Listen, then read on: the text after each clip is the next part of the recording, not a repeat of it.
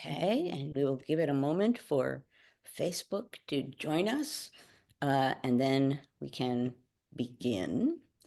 Uh, Maybe I'll start my slow introduction while we're waiting to see if Facebook can join us. Um, Everybody, welcome to History Matters, and so does coffee. Oh, there we go. There's Facebook. I was waiting for Facebook. Okay, welcome, Facebook too, to History Matters, and so does coffee. We got stuff to talk about today. After all of the time that we've been here doing this, uh, the election is days away. Hard to believe. And I'm going to talk about what we are going to do today. Not the typical format, but there's a reason for that, and I'll explain that. But before I do that, let me turn to my wonderful partner in crime, Annie, who will explain the rules of the game. Well, good morning, everybody. I'm Annie Evans from New American History. I am having technical difficulties, so I may swap my devices out at some point. But we are going to get through this because that's what we do because we're a community. The way this will work, actually, this is going to be a little atypical, it sounds like. Joanne's going to talk for a little while, not a full 30 minutes. We're not exploring a document today. We're having a good old-fashioned talk about what is going on. And in about however many minutes when Joanne decides she's done, I will come back in some way, shape, or form on some device that is working, and I will take your questions in the Q&A. So you will have to put them down there. The chat can go on, but we will look for your questions down below in the Q&A. We'll see you in a little bit.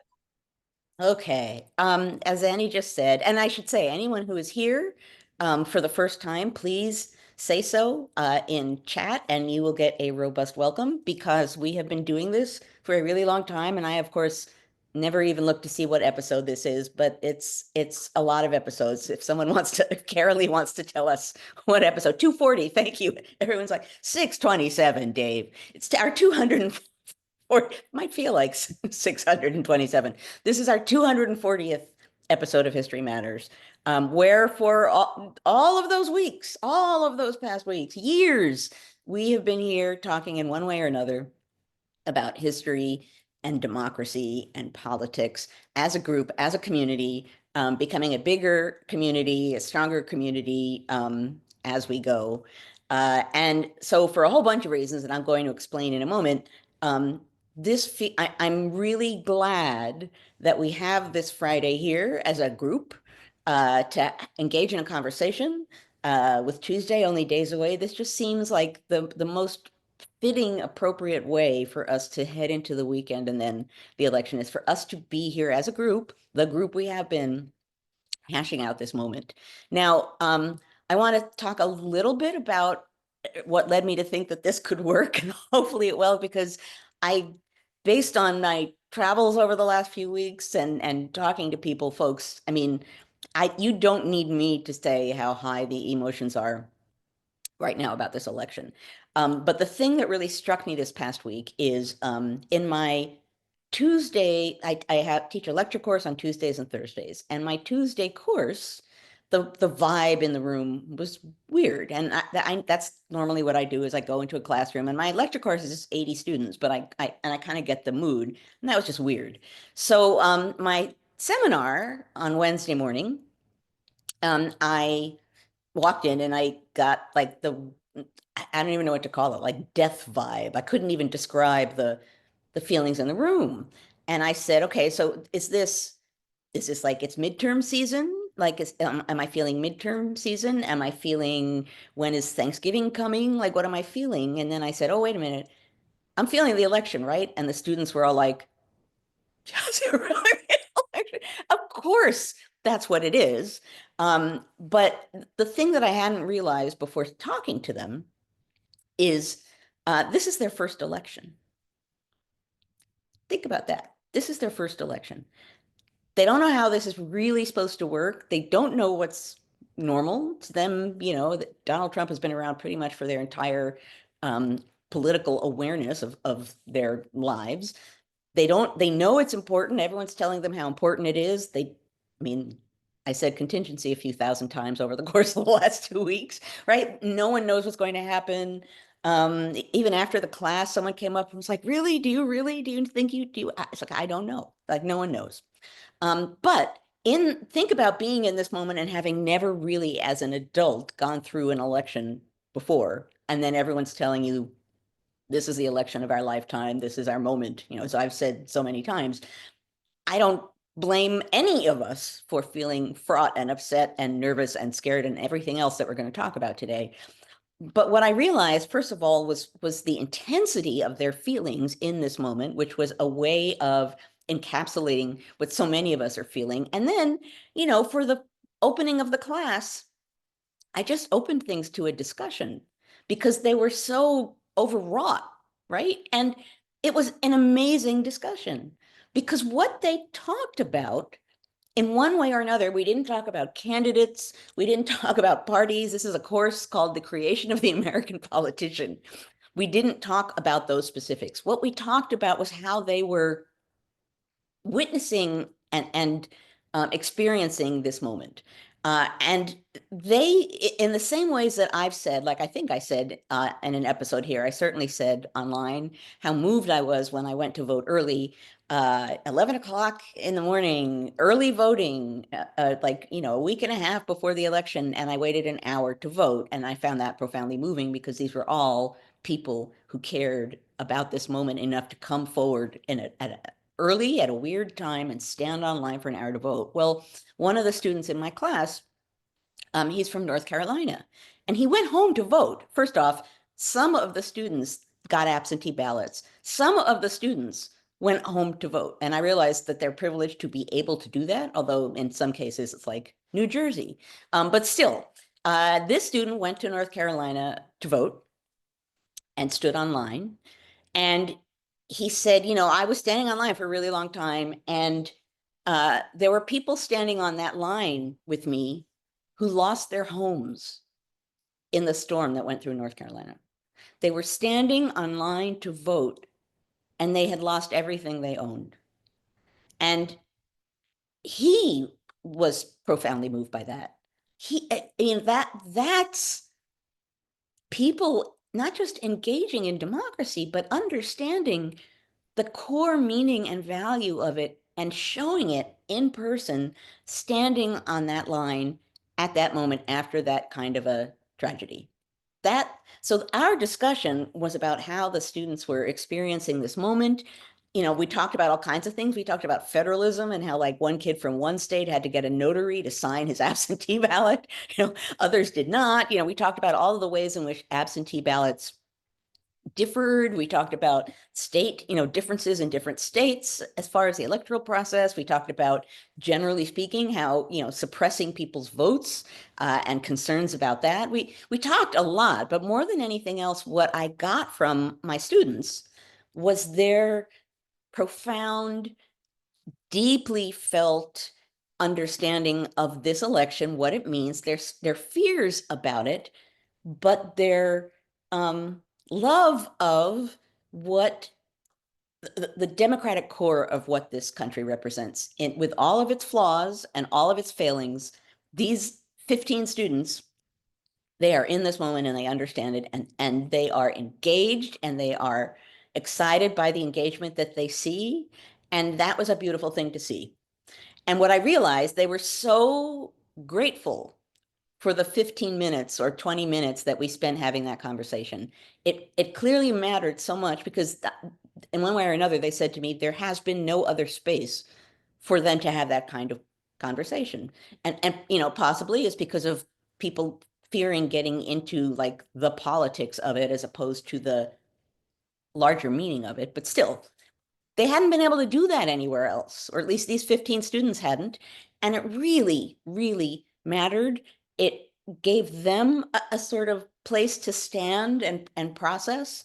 It was way more important than I thought, and I hadn't intended to do it till I walked into the room and felt what that room felt like. So that is what led me to decide that what we should do, appropriately enough, the community that we are here, that this is what we should do, that we should have a conversation about what we are thinking and what we are feeling right now. After leading up to this for years, after lots and lots and lots and lots and lots of things that have been feeding into the strangeness and, yes, contingency of this moment. After particularly in this last phase, the particular craziness of this last phase and the way in which everything is going to an extreme. And the way in which, and this is not surprising, and I've been talking about, feelings forever. My work, my most recent work is about how feelings and outrage shape politics. That's a lot of what I've been thinking about. But, particularly now with this election and in the recent past, we are now way more immersed in a what tsunami of feelings right now than a tsunami of ideas, right? We have one candidate who has offered policies and ideas, and the press keeps saying, "What are her ideas?" But generally speaking, what we are feeling and seeing and hearing more than anything else is hate, fear, anger, hope, joy, yearning for normalcy in some way, whatever that means now. But we are at a moment where the election is about intense feelings, right? It's about more than that. But what we have been feeling, and for sure what we're going to be feeling up until Tuesday and probably a little after, if not a long time after, but the feelings, we're not going to obviously go through Tuesday and be like, that was a close one. We're in a different kind of a moment from that, and who knows where the election will stand after Tuesday. Remember the good old days when there were elections, and then at the end of election day, you knew who had won the election? Boy, the good old days. At any rate, um, we're in one way or another, a lot is going to be going on. But the intensity of this moment, I think as a community, since that's what the intensity of this moment is about, is who we as a big national community are going to be, who we want to be, what we're going to vote to be. It just seemed like at this major moment, and I said this to my students, I asked all of my students in all of my courses to be witnesses to this, right? To not just live through it, to not, of course, go vote, not just to vote. But the fact of the matter is, one way or another, history is going to be made in this election, one way or another. We might have a Black woman president. We might not. And something else might happen. History will be made. And I think Americans should think about this in part as voters, in part as Americans, and in part as historical witnesses. Because what matters now is really, really what matters now. What happens now is really, really going to matter. It really is. I've spoken a million bazillion times about process, about how the Constitution, more than anything else, is about a process of government, about how from the founding era, the founders were focused on putting processes in motion that would preserve small d democratic governance. How they understood it is not how we, but even so, process. I want us to all be historical witnesses. We are primed, this community, we are primed to do this, to look at what's happening, to evaluate what's happening, to keep track of what's happening, to record what's happening, to talk about what's happening as it unfolds. Because there's going to be a lot of howling and screaming and yelling and accusing, and that's going to happen no matter what we do. But we need, more than anything else at this moment, to really be aware of what's going on. We really, really do. And we've been talking about this and promoting this for a long time, but I urge everyone to think, not only as American citizens, but also as historical witnesses, think about and keep record of what's going on and think about what it means rather than just being in the moment and getting swept up in the emotion of it. Now, having said that, I want to turn back to this moment that we're here today. I now have actually already managed to talk for like 16 minutes, and I said I wasn't going to do this.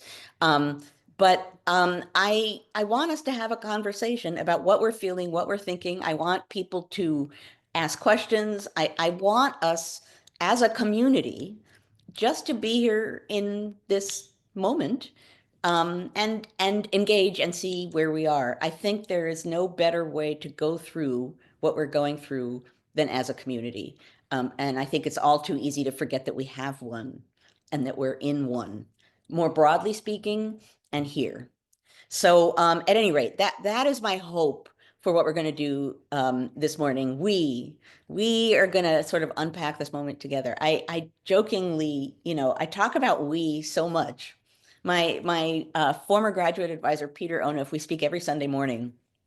And every Sunday morning, he's like, "You're going to talk about we again, aren't you?" It's like, "Yes, I'm going to talk about we." And to my utter surprise, because I've been talking about we and the American we and how we need to think about what we means, blah, blah, blah, and how it matters forever with him. And to my surprise, when I went out on the road to the swing states, of course, people who were there responded to being, basically I said over and over again, you are here in this room, just like you are here taking part in this discussion because you care about this moment, right? In the however many hundreds of people were there in Philadelphia, and we did not all agree on our politics, which was actually kind of perfect. They were all there because they care, because they want to understand what's happening, because they care about the outcome of the election, because they're thinking about it, because they recognize that there are risks, that there's profound importance. They were all there in that sense as a community of democracy, engaging in democracy, exchanging information, having conversation, asking questions. That is democracy. It is. So anyway, that's what I want us to be able to do in this moment, is to engage in that kind of conversation, and to help each other ground each other after all of this time and all of this thinking about this election, which as real as it has been and as ugly as it has been and as much as it implicates in it, on a certain level, we could take comfort in pretending that it was abstract, right? Oh yeah, well, when the election comes, yeah, well, we have gotten to the moment where we're past that. So, I'm gonna stop talking. I'm gonna move my notes, my little few notes here out of the way. It is not time yet for a mug, Carolee. We have to, I guess I could do the mug, right? I sort of feel like it's like dessert, like you have to have dinner before you can have the dessert. But yeah, I know, I don't blame you for not being sure. This is like a weird episode. I will offer, actually, I'll offer the mug towards the end. There is mug contingency, Daniel. Thank you very much. For those who are new and haven't been here before, for 239 previous weeks, I've had a mug that relates to the topic under discussion. And after I talk for a half hour, I reveal the mug, and then we have questions and answers. So since today is not quite the normal mode, no one knows about the mug. Anyway, the mug will come, but I'm going to save it a little bit so that we can actually get engaged in some conversation. So, okay, Annie can come back, whoever, maybe she can come back. I don't know where her technology is at the moment. Um, so, oh, there she, yay. Okay. Thank you. Oh, we can't hear you though. Okay. Annie never left. I switched devices and I think that my main laptop is charging now. So I think it was just the charger. Hey. Okay. Excellent. Luckily, I have Excellent. 3 chargers because this has happened before. Oh, I'm so sorry. So, Um, so let's start the discussion. I want to know, obviously people are scared and nervous and anxious and wondering what the heck's going to happen. Has anyone sent in an actual question, or should we just yes, we have oh, 10 already in the queue. So, okay, let's go. all right. So, Troy, who is a poll worker, thank you, Troy, down there in Thank you, Louisville. Troy. He says, so polling, ugh. Either, either they're right and the election is close, which I don't understand at all, given the mountains of wrongdoings of Trump, or they're in need of major overhaul because they're not reflective of reality at all. What gives?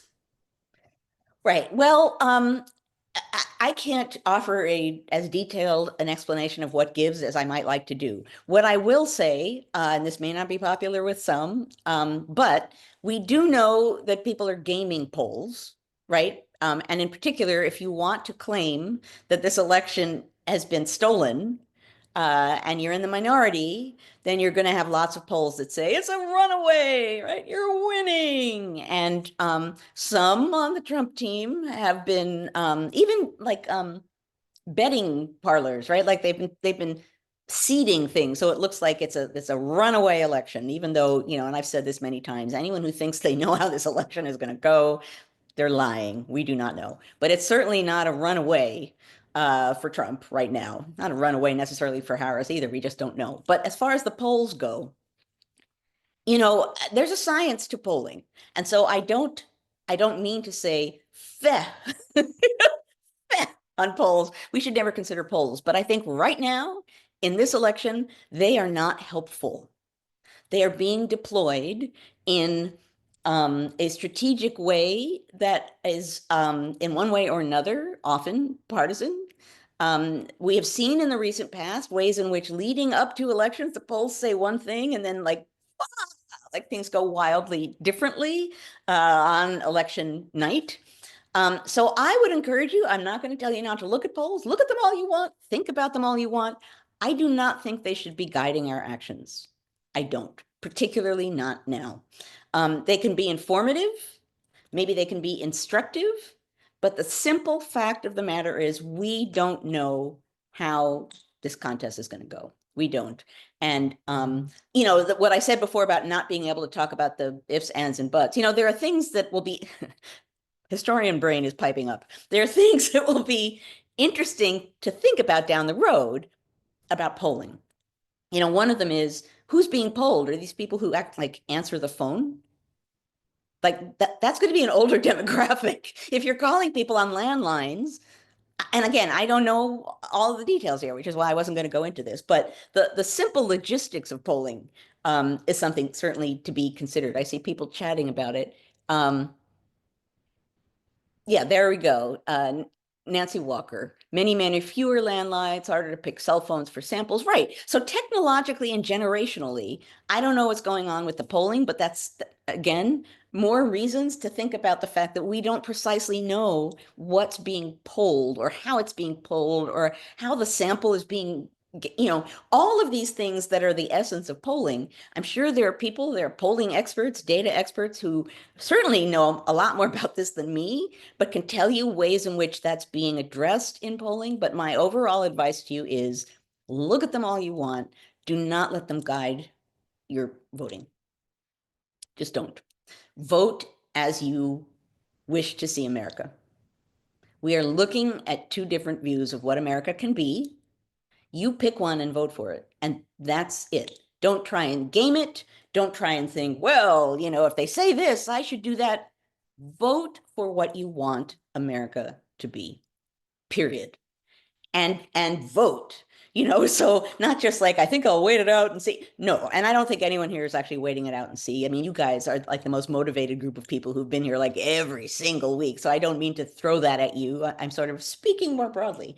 But at any rate, that's my advice is to put it plainly, ignore the polls and vote as you choose.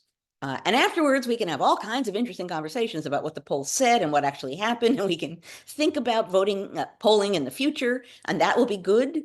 But for right now, I don't have trust in the polls that we're seeing. There's just too much stuff going on deliberately and not deliberately with what they are and what they show. So, yes. I'm trying to also keep up with the chat. This is hard. Okay. Up, you're muted again, Oh, Annie. Oh, sorry. okay. So many technical issues today. I put a link in the chat, and I think I showed everybody that presidential map that we had created a few weeks ago. And it was really funny because a teacher, I think in New York State, said, because you can drill down to your individual county and see how they voted over time in the popular vote. So he had his kids find their county, and then they each had to pick a year, and then they had to go into old newspapers to look and see what the polls said, and then compare them to what the actual result was, which I thought was such a cool lesson. Yeah. He said the only thing the kids got out of, I mean, they got out of learning how to do research and all that and look for patterns and primary documents and all that. But at the end, the kids go, we just spent an hour and all we learned is polls suck.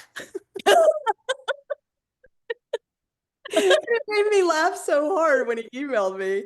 And he said, yeah, they kind of do, but let's talk about that. So I No, just they're thought, not.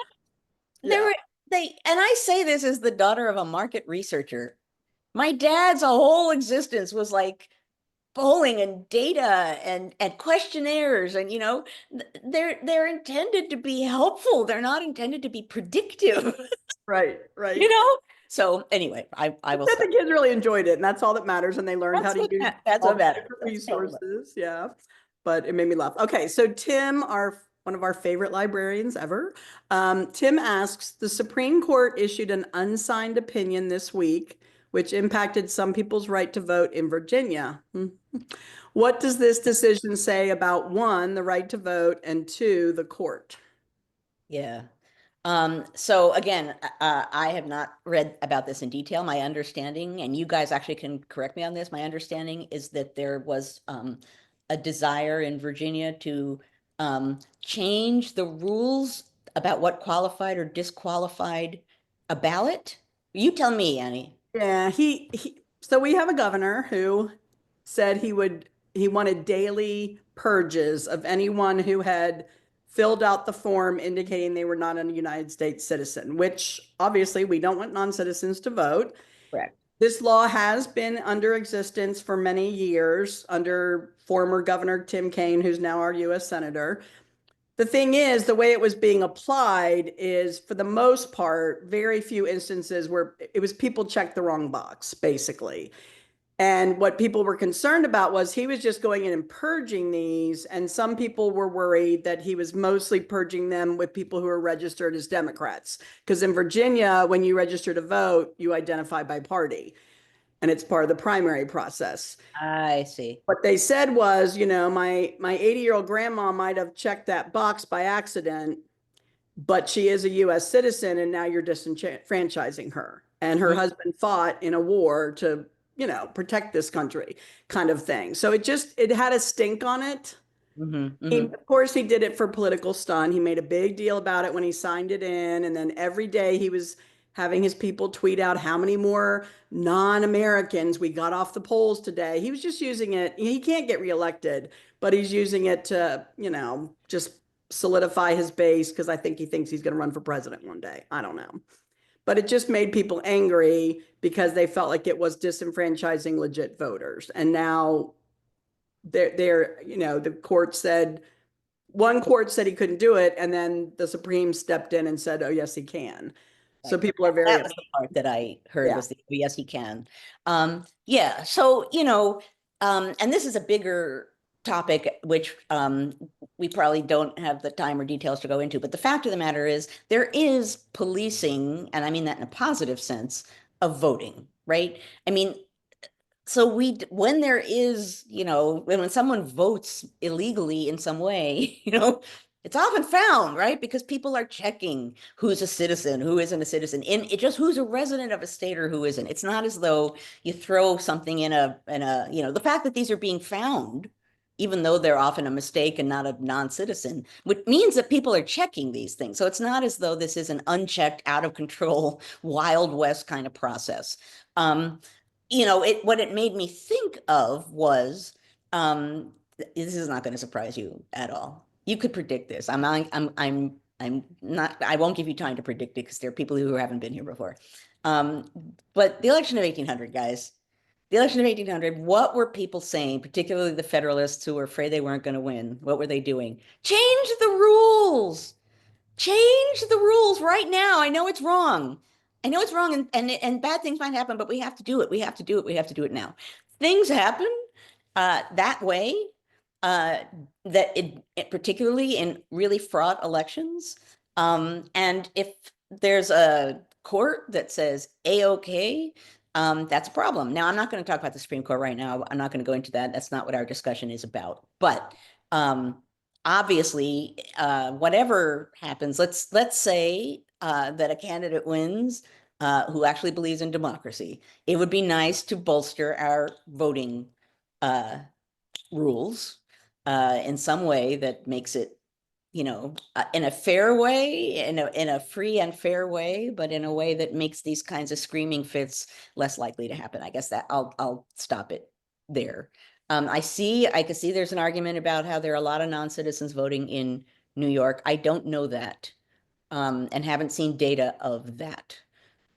So I can't nod my head to that and say that that's the case. All I can say is that in cases where there have been accusations about voter fraud, and that they've been brought to the courts generally have not found evidence of that kind of widespread voter fraud.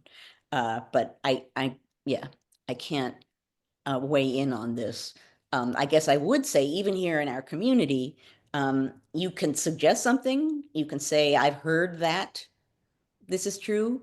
Um, but you shouldn't assert that something is true unless you actually know for sure that it's true. So you can say, I've heard that, or some people say that there are a lot of non-citizens voting in New York. I don't know that. And there are others here who disagree. So at any rate, I don't think that's a phenomenon, but I'm not gonna, all I'm saying is this is a community moment. So let's stick with the community component here. Okay. All right, we've got lots more questions. So, our good friend Dave asks Annie and Joanne, working on college campuses, what are your senses regarding if more students are voting this year compared to 4 or 8 years ago? Are they more involved, more motivated? Are there more of them? As far as students go, Like, what is the sense of on campus? Are students turning out more than normal, the same, I mean, I motivated? can't tell, I can't, well, what I can tell is they have been very concerned about absentee ballots. And I've never heard people talk about absentee ballots in the 26 years I've been at Yale and the elections we've gone through. I haven't heard that before. And, so my sense is that the students are very, very engaged, that they are, and have a while back put steps in motion to be able to either go home and vote or get absentee ballots to vote, and are pushing. There was one woman in my seminar who somehow or other there's some misunderstanding about her ballot and what has to happen to it. And she's like fighting to make sure that her vote gets in the way she wants it to get in. So my sense is that the students are really, really, really engaged. I tell you what will give me a good read on that. And the next time we meet, this will have happened the day before. So when Trump won the first time, Beverly Gage and Glenda Gilmore and I had agreed to do an event after the election, Wednesday or Thursday after the election, and talk about the election. And we thought, of course, we were going to be talking about Hillary Clinton, the first woman president of the United States, which was not what we were talking about. And what happened was it was it was in a big hall. It was packed full. The people were sitting on the floor. There were people standing in the hallways. I mean, it was a mass attended event, and the students were crying and traumatized and were asking questions that made me want to cry. And it was quite an event, right? To try and understand and talk with the students about what this meant. I'm doing another one of those events on Thursday. So, and it's going to be Beverly Gage and I again, and I think maybe two or three other people are doing an event with students in which we're going to talk about whatever the heck happens in the election. I will be able to give you a really good read on Friday as to what I learned from my students. I'm also going to be doing a number of events and things that I'm going to be talking about the election. So we will have, I'm sure a lot to talk about, but I'll certainly be able to give you a better read if you're interested on the students and what they're thinking and what they were thinking and what they did. Yeah. And Dave, I apologize. I work for a university, but I work from home, so I'm not on campus. I can't, Oh, I can't really. But I will say, because I have 17 nieces and nephews, and many of them are in that age range now. My niece that is here at UVA now said, and she went the first day that early voting started, and she said there was a line out the door for the on-campus voting place, and well, this is the she said that thing. didn't happen in Boston the last time when she voted. This So is the thing. So let's appreciate this for a moment too, as a group. The number of people voting early, like not just voting, voting early, like that. So however much we can bewail the moment that we're in, that degree of engagement in this election is glorious. That's democracy, folks. That's people standing up and voting. That's what this is about. Oh, smart this women. is my mug reveal. Smart women Ah, your Muggerville. Okay. for knowledge. My We do. We do. That, co-teacher gave me that a million years ago, but I love that mug. it's It felt wonderful. appropriate today. The degree to which people are early voting, not just like early voting is happening. Oh, wow, isn't that striking? early voting in mass numbers with waits of an hour, 2 hours to early vote, folks. I know it's hard to find the rainbows in this moment, but that's one, right? That people and so the downside of this is people are suddenly appreciating that democracy could be fragile and that it might go away, and that's a horrible thing to have to think. The upside of that is people are appreciating democracy and engaging in it in mass numbers. That's all by itself should be celebrated. Whatever happens next week, that's pretty amazing. And that has been giving me joy over the course of the last 2 weeks. So I just want to out loud appreciate the fact that that's going on because that's just striking as heck. I mean, 11 o'clock in a morning, and I had to like go to City Hall to vote, which is not the normal place where you like, and it was kind of a little jerry-rigged, and it was not the normal way in which things work, even for early voting, I don't think. And the fact that there was this huge line of every kind of person in the world standing on that line and people voting and then emerging with a smile on their face because they just early voted, that's beautiful. And that's democracy.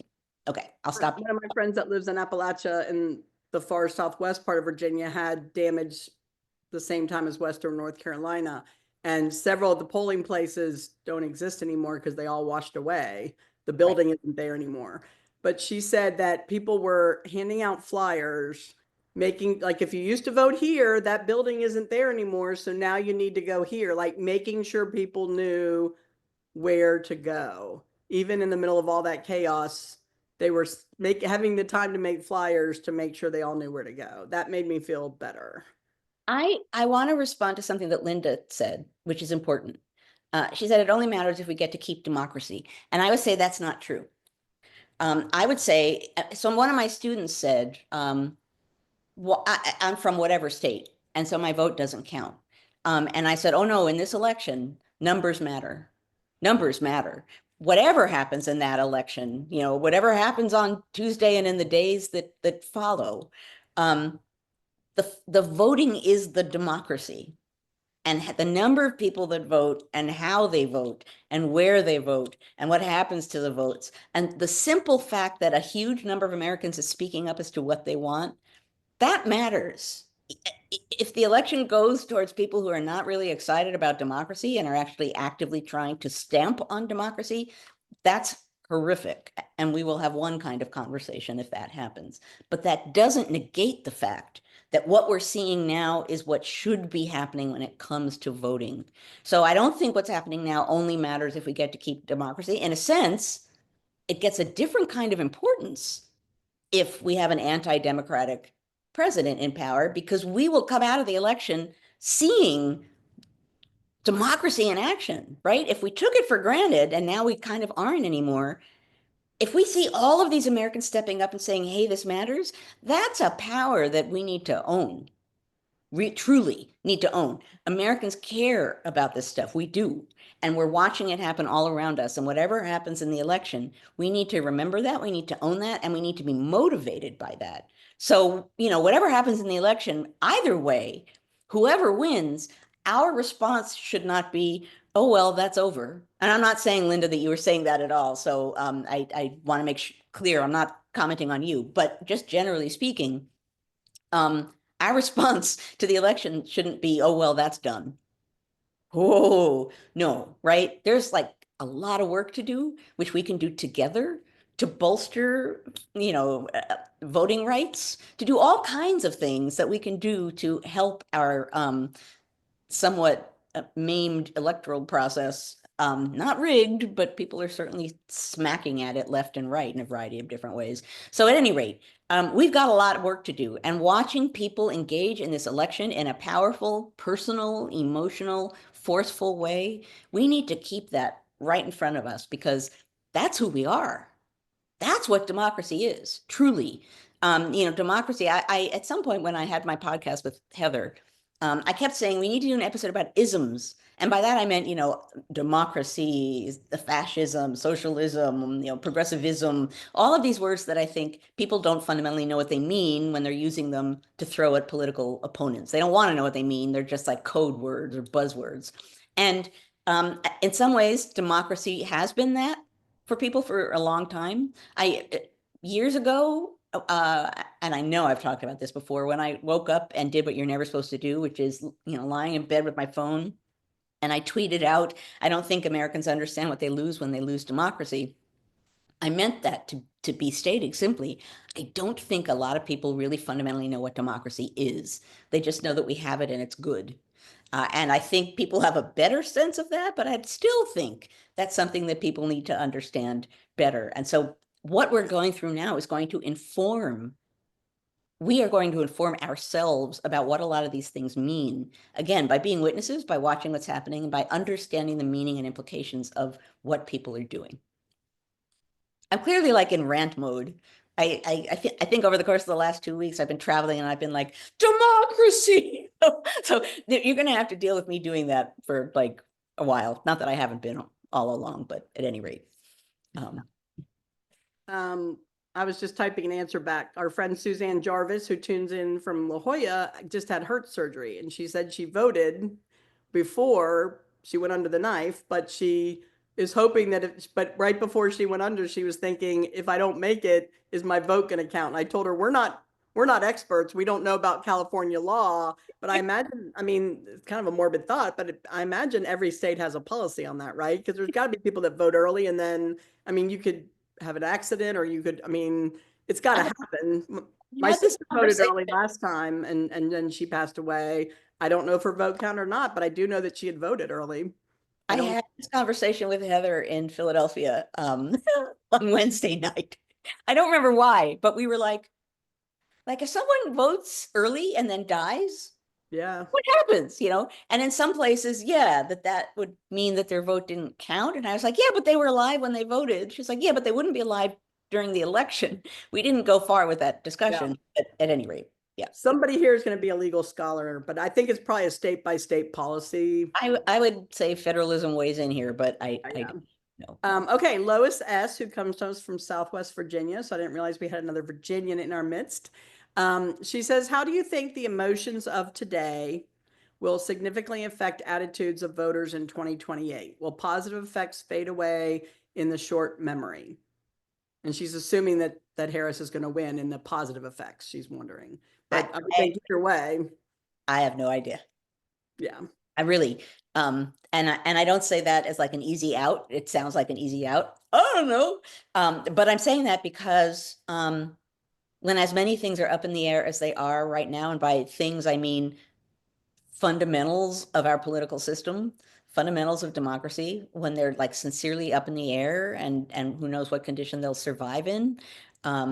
Even if Harris wins and we prop up, the guardrails of democracy in a good way, this election is so abnormal in so many ways, and the fact that a major political party has become so blatantly anti-democratic in such an extreme way that that makes it even harder than normal to predict what comes next. It's people, particularly given that I write about political violence, people like to say, they'll come up to me and want reassurance that, well, we've gone through horrible things before, so we'll be fine. Because look at all the horrible things we've gone through, we'll be fine. It's like, yes, but no two crises are the same. No two crises are identical, and history doesn't repeat, right? So our particular crisis of this moment, one of the things that's distinctive about it in American history is that a major political party, one of the two, has a candidate running who is anti-democratic. And I know that that's very bold, but I think that's a fact at this point. And I think Madison Square Garden just like they screamed that at the top of their lungs. They're kind of running on that at this point. And that's a factor to be dealt with. And because of that fact, and because this is such a distinctive thing, the MAGA component here, I don't know what that means going forward. None of us do. And I'm sure there'll be pundits pronouncing on this, and they can do what pundits do and pronounce. But the fact of the matter is, we don't know. And that's again why it's important to sort of be aware and be alert and witness what is going on in a smart way, so that you can respond in a smart way, right? Witness for history, and witness for now. In so many ways, what we do now matters, really. And that's part of what's unnerving, right? Like I'm not used to all of this mattering so much, but it's important. What we do, what we think, what we say, who we say it to, how we say it, the fact that we come together with people and talk about this and ask questions, that really matters. Again, I saw it, in first person with my students who were like on, on the edge of the cliff, like, and just having a conversation, sort of talked them off the edge, and they could talk about our political process and what it is and what it should do and what happens if it goes wrong. And we need to be able to do that. We need to remember that there is a we. I also think another thing about being caught up in our emotions in this moment, and fear and hate and whatever else, is that those things are isolating. They make you feel that you're alone in your fear, and they encourage you to hunker down in some way. And they don't, on a certain level, they don't encourage you to think about the fact that there are a lot of other people who share what you're feeling and are there with you in caring about what's going on. Now, of course, emotion is also contagious. So the other side of that is you can be like outraged, and then you get lots of other outraged people around you if you do that. But I think it can be isolating. The Madison Square Garden event kind of did me in for the night. I will totally confess. It upset me beyond the beyond for that night. And the next morning I woke up really energized because I realized, oh no, we are in this. Like, we are in this and I am in this. And that's one group of people with those extreme ugly views. And that's not all of us. It isn't. So I woke up like hyper energized by that. But in the moment of it, I did a version of hunkering down and turning off. And we can't afford to do that. We can't. But we do have to take mental health breaks every once in a while. Yes. Oh gosh, yes. No, and even I will say that, and I have not been taking, when I have like seen occasional photographs of me in the last 2 or 3 weeks, and I'm like, I aged like 5 years. So this morning, it started to rain, which we have not had very much lately. And my favorite thing to do is to sit out on the screen porch when it rains, because when I was a kid, that's what we used to do. We loved that sound on the roof. So I actually got up early and had my coffee out, my first cup of coffee. I think I'm on my fourth one now, but I had my morning coffee out there when it was really quiet and all I could hear was the rain. And that was like centering me for Nice. today. Nice. Um, That's we that's have to do that. that's hugely important. And Hugely important. after Madison Square Garden, I will say I had to watch a Disney movie to clear all that out of my. Yeah, no, mental health breaks. History Matters. Thank you, Tim. History Matters is actually a mental health break for me every week. Yes. But whatever it takes, uh, bubble baths, good music, talking. Nancy says watching The West Wing. Watching the West Wing, like whatever, and it's good. I actually would say, as goofy as it might sound and as frivolous as you might feel it is in this moment, it's probably all the more necessary. Because I just saw someone, maybe it was Nancy, who said, oh, she did say the West Wing, but I think she said, say that you recharged, not turned off. Now, for a little while, I was just like, boop. But yeah, I did end up recharging. And that's what we all need to do. Bird watching. Thank you, Emma, the tour guide. Um, yeah, whatever it takes, that's important. And that's like what people say to caregivers, right? You can't just care for other people, because then there'll be nothing left in you to help care for those people. You have to care for yourself as well. So I think that's good electoral advice too. Look at, oh, this is nice. Sunrise surf. Kristen did a sunrise surf. We have a drummer, Troy. We have another musician in our midst. James is a drummer. I didn't know that. Another drummer. Okay, Nice. Tim has a good history question here. Have we lost the art of being a witness by relying on digital platforms for saving all our memories instead of committing our witness to paper, diaries, letters? Will future historians be impoverished because of a lack of witnesses? Repeat the first half of that for me.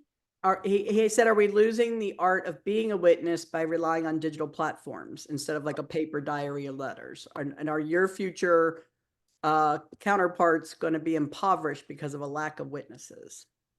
Well, so they'll have a glut of certain kinds of evidence and a lack of others. I for a while I was employed by the Library of Congress. I worked at the Library of Congress, and there was a meeting in the manuscript division which is where they have presidential papers and political papers and important people's papers. It's papers. And the meeting was, what are we now going to be collecting, given that like you no longer have while you were out pads that calls you miss, like things aren't on paper in the way that they used to be. So what's the evidence? What's being collected and how is it being collected and in what format is it being collected? And will that technology exist in 20 years? And all of these questions you don't realize you need to think about. I think eternally, one of the kinds of forms of evidence that is in short demand that you always want more of are diaries and letters. I mean, that's, my buddy Benjamin Brown French in the last book, he at some point, I think I talk about this in the epilogue of the book. He says, boy, everyone ought to keep a diary, because what really matters are the diaries of people who are not big important people, and those don't exist, right? So he's saying that in, like, 1869 or whatever year he was saying that. So yes, there is always an absence, or not an absence, a very, very small amount of that kind of invaluable evidence for sure. And some of what historians in earlier periods do, like me, is run around going to archives desperately trying to find that kind of evidence, because that is, you're right, those are witnesses, those are first person witnesses to history who are speaking to you. What future historians will have, and as an early American historian, I have a limited amount of evidence, and in some ways that's good. I don't know how you do it if you're like a historian of the 20th or the 21st century, because holy smoke, you're going to have to, in the ways in which I've had to piece things together to try and figure out what's true, and I have a limited amount of evidence to do it. Anyone doing modern history, that's the opposite. So much evidence. How are you going to figure out what's really happening? So, yeah, inevitably, almost over time, because of changes in technology and people's habits of writing and social expectations and the, habits of keeping diaries or not, that kind of evidence will change. But future historians will be trained in using different kinds of evidence, will be trained to look for certain kinds of evidence in ways that I won't have been trained 20 or 30 years ago. That's part of when people sort of say, like, anybody can be a historian, like you don't need a PhD to be a historian. Part of what you get trained in when you have a PhD is how to find and think about and evaluate and use evidence, right? That there's a skill involved, right? Like, for you to know what counts as good evidence or what doesn't, and if it isn't good evidence, how to use it. So future historians will have their own brand of that, and I obviously do not know what that will be. But you're totally right. It's a really good question. There's going to be certain kinds of evidence that will be very hard to find, and the absence of that kind of evidence will be a hole in the archive. Same thing with, historians now thinking about people who aren't elite white people. There's often in the early American antebellum period enormous voids in the archive. What archives have saved are wealthy white people's papers. So what do you do with the void? What do you do with the silences?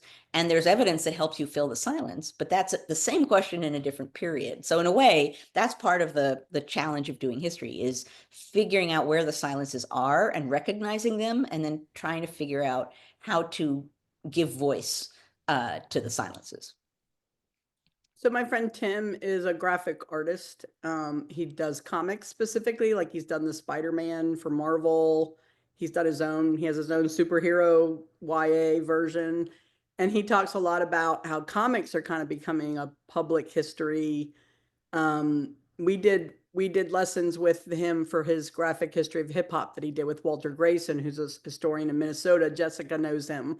And they were saying that comic books and graphic novels are becoming where young people are turning to for history and to engage with history. And in some ways, that's kind of how they're documenting how these younger generations are living through history. So that may become just as valid of a source as an old newspaper. You got to be a witness to the witnesses, right? You've got to see how people are communicating and thinking. I also want to repeat what Tim said. Archivists are also right now attending to those archival silences for sure. So Yes. it's not a new issue, but it's good that it is an issue that is, alive, and that, you can't be a trained historian now and not know that the silences are there. And And that's Joanne, you were part of the first podcast to be archived at AAPB. oh, Backstory was the first history podcast that Library of Congress, which AAPB is like an arm of them for the audio and right. So when Backstory ended, you guys are the first history themed podcast to be archived. Every episode is on there. I did not know that. Yeah, Oh, that makes me feel witnessy. I know. Isn't that so cool? I know. I love that too. Love that. Oh, Annie, I'm gonna so own that. Also, I'll find the link. I'll put it up there. I mean, we Yes, have them all dude, archived on our site and they're easier to search. They, love that. Oh but it's no, still cool that it's there. Yeah. that's amazing. I Um, always show that to kids when I show them our archive. I'm like, this is the pretty one that's easy for you guys to use for class, but here's the one that's like historic. So they like that. wow. Okay. Okay, we have Lenora, who I think you were with us last time because I think I told you that's my niece's name. Okay, she says, I noticed there have been very little commentary about President Trump being a convicted felon. Why do you think that is so? You know, a problem with where we are right now is so much about his candidacy and campaign is so irregular that it's become regular, right? The things that should be like campaign ending aren't. And that simple fact now has been normalized. You know, part of the many problems in how the press has been dealing with this event. And I said last week, and I'm going to repeat it here, we shouldn't just with a broad stroke condemn all of the press. There are some decisions being made by the owners of presses that deserve to be called out for special focus. But even so, you know, if someone does something all the time, if someone lies, like let's say 23/6, maybe not 24/7, or if whatever the person does, if someone is a convicted felon and for a little while people called it out and then people stopped responding to it, then it doesn't become news because it's not new. It's the same old, same old. And that's part of the weird paradox of where we are. The same old is really not or shouldn't be the same old, same old. That's a different conversation, but you're right. There are a lot of things that should be called out more or that shouldn't be called out. And we're still in this weird moment where in one way or another, the press is trying to be what it considers to be unbiased. And objectivity in this moment needs to be considered and defined carefully. And in some cases, not calling something out for what it is, really obviously blatantly. I'm not even talking about like coded message, but you know, what happened in Madison Square Garden, right? That was just a lot of racism. And you should be able to say, if you're the press, that was really racist. And some press outlets did, and some didn't. I'm not going to name the outlet, but one outlet called it splashy. Splashy. So anyway, that's a little veering off the topic. I'll pause rather than meandering off in my direction that I was There are heading. so many good questions, and we are never going to get to all of them. There's I still 11. know. But someone said mug, mug, mug. So they should. Yeah, I know we're approaching near the Yeah, end, and I don't want to miss the mug yeah, moment. yeah. And then I will have a few more words I want to say, and then I really do want to save the questions because we're going to have to be talking about this next Yeah, week, yeah. one way or another, for sure. Okay, so Jessica will send me the chat because I missed the first part, and she'll send me the both of us the questions. How about that? okay, no, Okay. that's good. Okay, so the mug is not going to be a surprise to anyone who is a regular here, because I'm in New Haven and my New York apartment is not ready for me, and all of my mugs. They're all yelling Mr. Grumpy in the chat. I know. I'm sorry. It's okay. We love Mr. Grumpy. Mr. Grumpy represents how we're all feeling right now. We're feeling hope. We're also feeling grumpy because we're all freaking tired and anxious. I'm feeling grumpy because I would like to be in my new apartment and I'm not yet.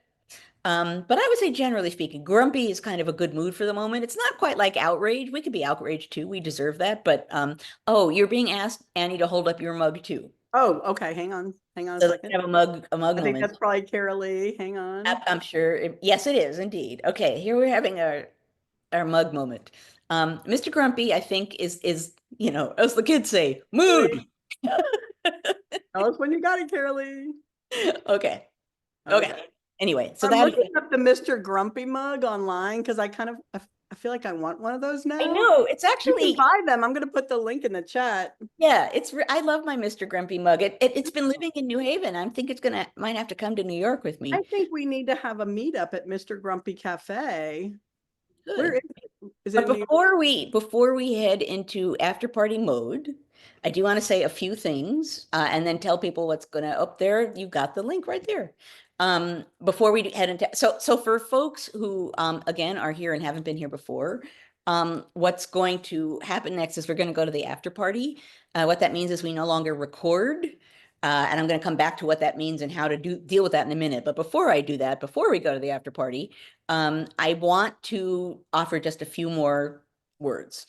You know, there is a risk to democratic governance. There is a risk to popular governance.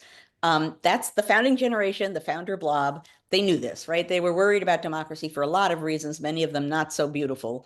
One of them was that in a democratic mode of politics, you can have demagogues pander to the people, get their feelings revved up, get power, and then become tyrannical. The people can be swayed by their feelings, and that's a danger, and that you need to do things to counteract that. That's the founding blob, the founder generation.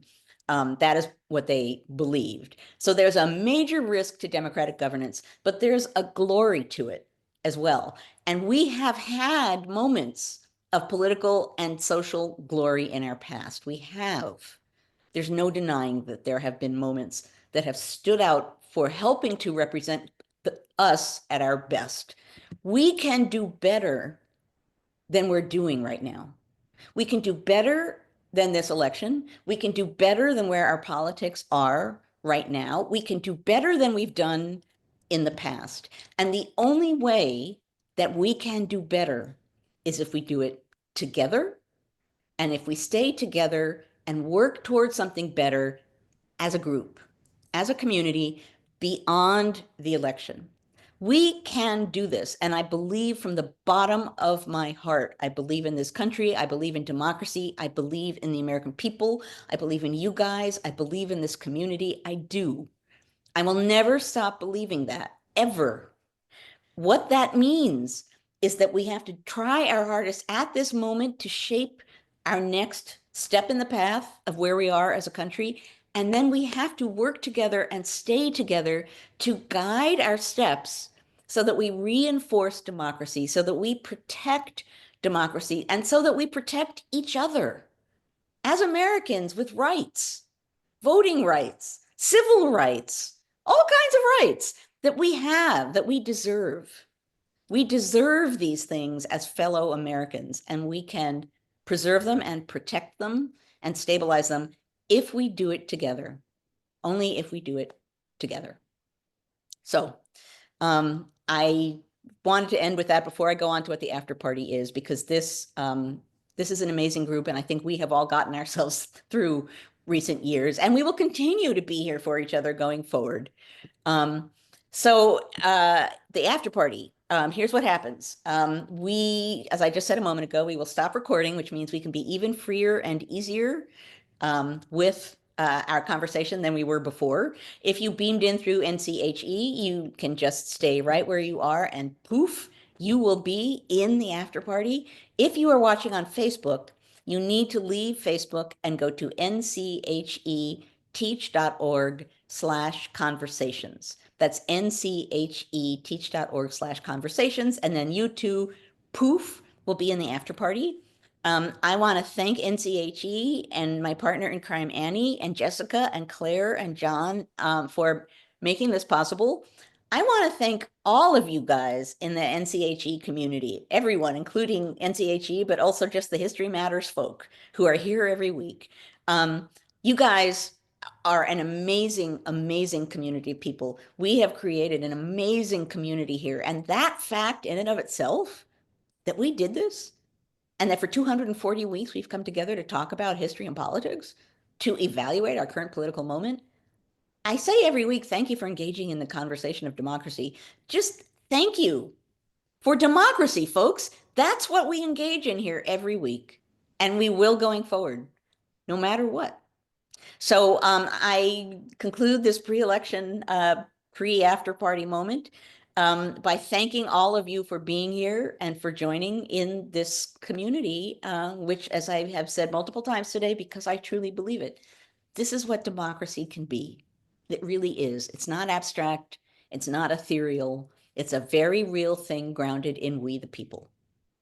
No matter what anyone tells you, we the people are the essence of where we are. Okay, I will now stop blathering. I feel like I just got a hug from my Aunt Joanne. I have been engaged in like an ongoing ranty hug for like weeks and weeks and weeks. So yeah, so we will. So here's a nice thing. So the election is going to happen, but we'll be here next week.